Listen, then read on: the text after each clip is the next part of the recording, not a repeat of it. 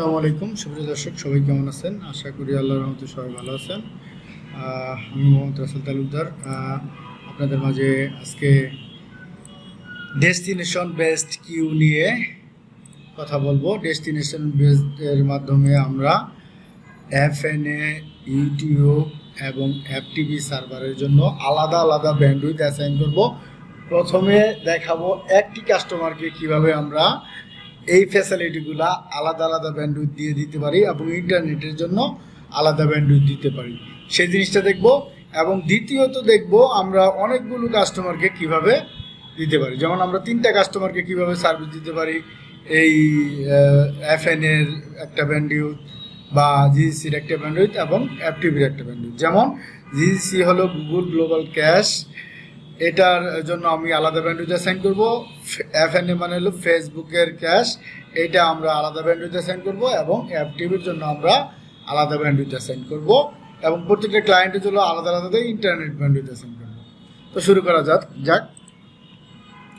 আমাদের এখানে ডেস্টিনেশন আইপিগুলো আমি আসলে লিখে নিয়েছি সুবিধার্থে, যেন সহজে আমি এখান থেকে নিয়ে আপনাদেরকে বোঝাতে পারি। এখানে আমার এটা গুগলের ক্যাশ আইপি এবং এটা FNA বা ফেসবুকের আইপি এবং এটা FTPর আইপি এবং এগুলো আমার ইউজারের আইপি যাদেরকে আমি ব্যান্ডউইথ অ্যাসাইন করে দেব। প্রথমে আমি দেখাবো একটি ক্লায়েন্টকে আমরা কিভাবে ডেস্টিনেশন বেসের মাধ্যমে ব্যান্ডউইথ দিতে পারি। সেটার জন্য আমাকে যেটা করতে হবে, আমরা প্রথম একটি FNA এর জন্য কি করব, FNA এখানে টার্গেট আইপিতে আমাদেরকে অবশ্যই আপনার যে ইউজার, যেমন আমরা যে একটা ইউজারকে ব্যান্ডউইথ দিব সেই একটা ইউজারের একটা আইপি আমরা দিচ্ছি। এখানে টার্গেটে কাস্টমারের আইপি থাকবে, অথবা আপনি যখন পরবর্তীতে আরও আমরা ডিটেলস দেখব, আগে আমরা একটা কাস্টমারের জন্য ব্যান্ডউইথ অ্যাসাইন করে দিতেছি। সর্বপ্রথম আমরা FNA এর ক্যাশটা অ্যালাউ করতেছি। এখানে ডেস্টিনেশনের জায়গায় আমাদের যে FNA এর ক্যাশের আইপিটা রয়েছে, যেটা আইএসপি আমাদেরকে প্রোভাইড করেছে, অথবা আমরা বেরও করতে পারবো। কীভাবে বের করতে হয় সেটা আমরা ডিটেলস যে আইএসপি সেটআপগুলো নিয়ে যে ক্লাসগুলো করব সেই ক্লাসগুলোতে আমরা দেখতে পারবো। এবং সামনের দিকে আমাদের যে ক্লাসগুলো আসতেছে খুবই অ্যাডভান্স লেভেলে আসতেছে, আরও 2টা ক্লাস থাকবে কিউ নিয়ে, তারপরে আমরা অ্যাডভান্স লেভেলে অন্য কাজগুলো দেখবো ইনশাল্লাহ। আপনারা আসলে প্রত্যেকটা ভিডিও শুরু থেকে দেখে আসবেন, তাহলে আপনাদের বোঝার সুবিধার্থে আমি অনেক ডিটেলস ভিডিওগুলো করেছি। অনেক আপনাদের জন্য অনেক বোরিং লাগলেও বাট এগুলা আসলে জানার বিষয় আছে, না জানলে আপনারা সামনের ভিডিওগুলোতে বুঝতে পারবেন না। আমরা এই ডেস্টিনেশন আইপিটা, নোডের আইপিটা আমরা ডেস্টিনেশনে দিচ্ছি এবং ব্যান্ডউইথ দিচ্ছি হলো সাপোজ আমরা ফেসবুকের জন্য দিচ্ছি হলো 32 MB।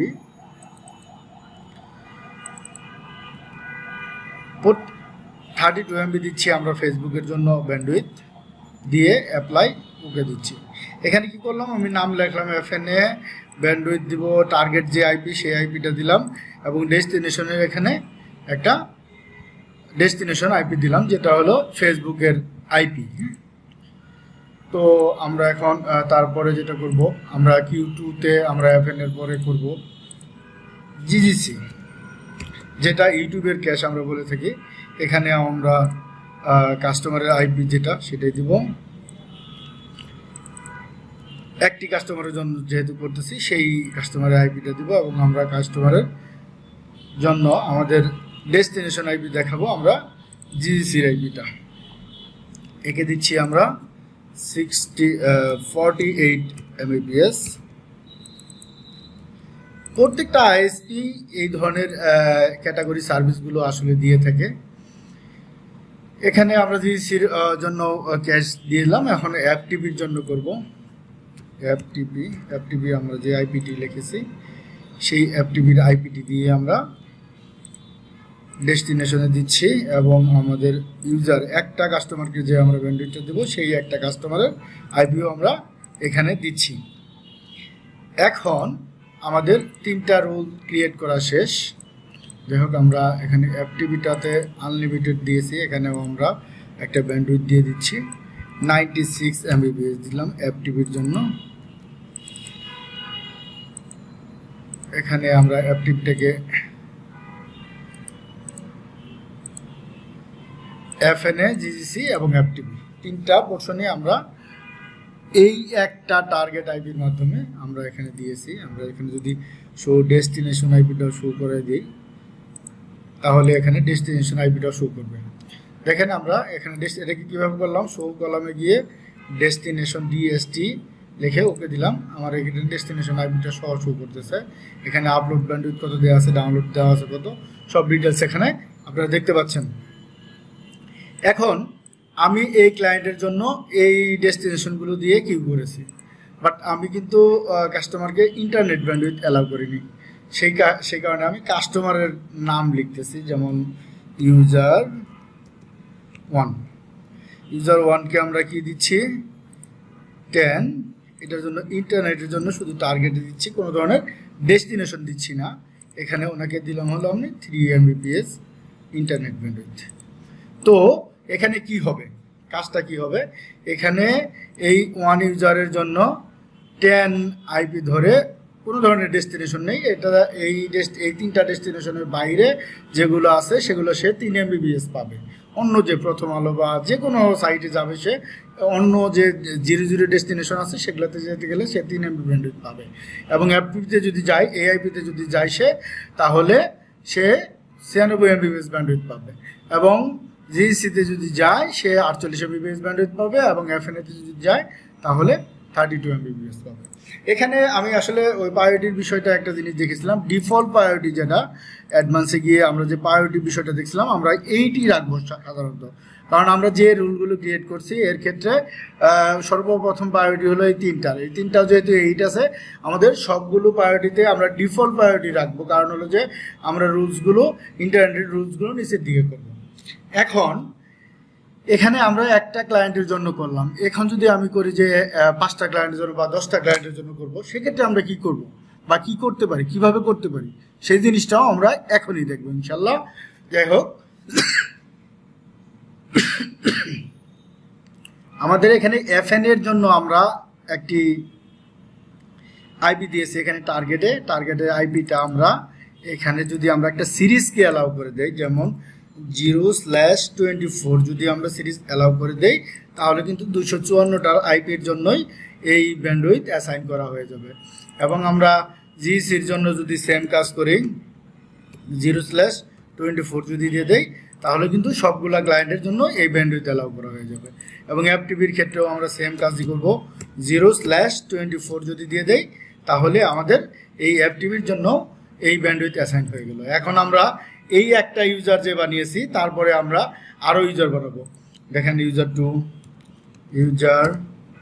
টু যদি বানাই, আমরা ইউটা বড় হাতে দিয়ে দিই। এখন এখানে যদি আমরা ইউজার 2 এর আইপিটা আনি, ইউজার 2 এর আইপিটা আনি, সেক্ষেত্রে আমরা এখানে দিয়ে দেবো ইউজার 2 এর জন্য আমরা যদি 2 MB ব্যান্ডউইথ দেই তাহলে আমরা 2 MB দিয়ে দেবো, সেই ইন্টারনেটের ব্যান্ডউইথ পাবো 2 MB। কিন্তু সে কিন্তু FTP GGCর আইপি এই ব্লকের আন্ডারে যেহেতু তার আইপিটা, সেক্ষেত্রে সে এখানে আরও অনেক ব্যান্ডউইথ পাবে। এই তিনটা ডেস্টিনেশনের জন্য এখানে যে ব্যান্ডউইথগুলো অ্যালাউ করা হয়েছে এই ধরনের ব্যান্ডউইথ সে পেয়ে যাবে। তো এইভাবে আমরা একের অধিক আমরা যদি ইউজার 3 বানাই সেক্ষেত্রে আমরা ইউজার 3কেও এভাবে অ্যাড করে দিতে পারি।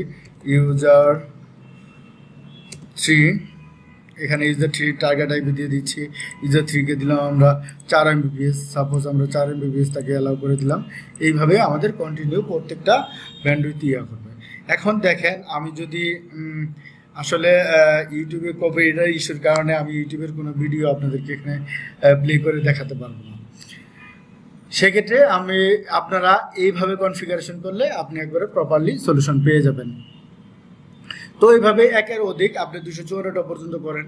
তারপর আপনি নতুন সিরিজ যদি আরও অ্যাড করতে চান, এখানে ধরেন আমরা 192 একটা সিরিজ করেছি, এখানে যদি আপনি আরেকটা সিরিজ অ্যাড করতে চান সেক্ষেত্রে ধরেন 2 একটা সিরিজ বানিয়েছেন আপনি 192.168.2.0, সেক্ষেত্রে আপনি এখানে দুইটা ডেস্টিনেশন দিয়ে দিলেন। এটা যদি আপনি একটু সাইডে নিয়ে নেন তাহলে দেখেন এখানে দুইটা সিরিজ অ্যাড হয়ে গেছে। আপনি চাইলে এইভাবে দুইটা সিরিজও অ্যাড করতে পারবেন, এখানে 3টা সিরিজও অ্যাড করতে পারবেন চাইলে। দেখেন আমরা 2টা সিরিজ অ্যাড করে আপনাদেরকে দেখাচ্ছি। এইভাবে আপনারা করতে পারবেন। এটা আসলে এখন ফুললি দেখাচ্ছি না, কারণ হলো যে আমরা পরবর্তীতে যখন ফুললি আইএসপি সেটআপগুলো দেখবো ইনশাল্লাহ, তখন আপনারা এই বিষয়গুলো ক্লিয়ার হয়ে যাবেন। ডেস্টিনেশন বেস আপনারা কিভাবে কানেকশন পেতে পারবেন সেই জিনিসগুলো আপনারা 100% ক্লিয়ার হয়ে যাবেন এবং সেইভাবে সার্ভিস প্রোভাইড করতে পারবেন। এবং আগামী নেক্সট ভিডিওতে আমরা দেখব মাইক্রোটিকের পিসিকিউ দিয়ে আমরা কিভাবে পার কানেকশন ম্যাক এইভাবে আপনারা পিসিকিউ দিয়ে কিভাবে করতে পারেন সেটা আমরা দেখব ইনশাল্লাহ। ভালো থাকবেন, সুস্থ থাকবেন। আজকে এই পর্যন্ত। ভিডিওটি কেমন লাগলো অবশ্যই জানাবেন এবং নেক্সটে আপনাদের জন্য আসতেছে আরও অনেক সুন্দর সুন্দর ভিডিও, ফুল আইএসপি কীভাবে সেট আপ করতে হয় প্রত্যেকটা পার্ট বাই পার্ট ইনশাল্লাহ দেখাবো।